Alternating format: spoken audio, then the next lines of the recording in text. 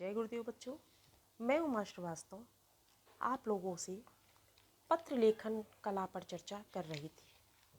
तो जैसा कि मैंने बताया, पत्र के प्रकार दो प्रकार के होते हैं, अनौपचारिक और औपचारिक।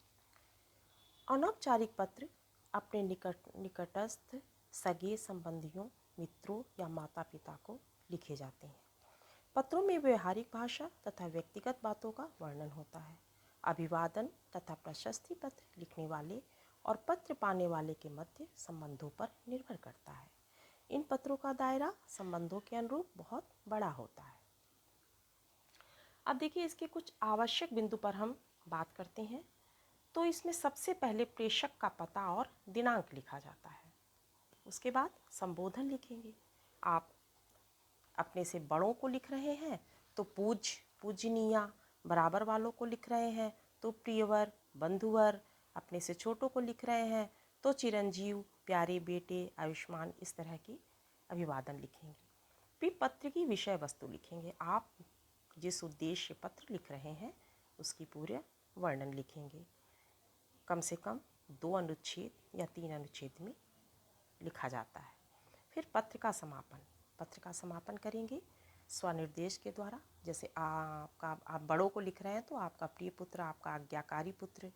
मित्र को लिख रहे हैं तो तुम्हारा मित्र, अभिन्न हृदय, शुभ चिंतक। और अपने से छोटों को लिख रहे हैं तो हितैषी, शुभेक्षु। इस तरह का समापन इस तरह के शब्दों से किया जाता है। आइए अब हम देखते हैं औपचारिक पत्र। किसी बात का अनुरोध करते हुए जब हम पत्र लिखते हैं तो उसे औपचारिक पत्र कहते हैं। जिन व्यक्तियों के साथ हमारा व्यक्तिगत संबंध और पारिवारिक संबंध नहीं होता है, वो ऐसे लोगों को औपचारिक पत्र लिखे जाते हैं। इसमें कुछ औपचारिकता निभानी आवश्यक होती है। आइए हम देखते हैं कौन कौन सी महत्वपूर्ण बिंदु हैं औपचारिक पत्र लिखने के लिए।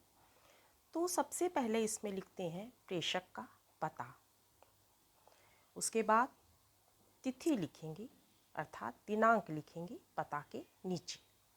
फिर पत्र प्रापक, जिसे लिखा जा रहा है, का पद और पता। मान लीजिए आप अपने प्रधानाचार्य को लिख रहे हैं तो प्रधानाचार्य और जिस स्कूल के प्रधानाचार्य हैं उस स्कूल का नाम लिखेंगे।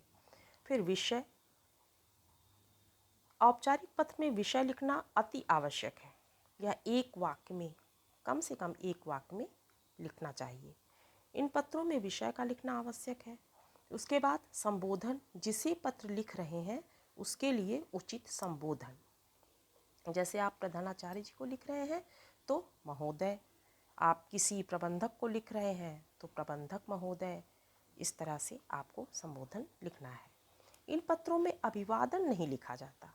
जैसे आप नमस्कार और चरण स्पर्श, ये सब बातें इसमें नहीं लिखी जाती हैं।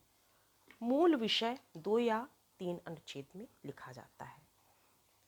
ज़्यादा से ज़्यादा 2 अनुच्छेद में ही लिखना चाहिए ताकि आपकी वर्तनी से संबंधित त्रुटियां कम से कम हों।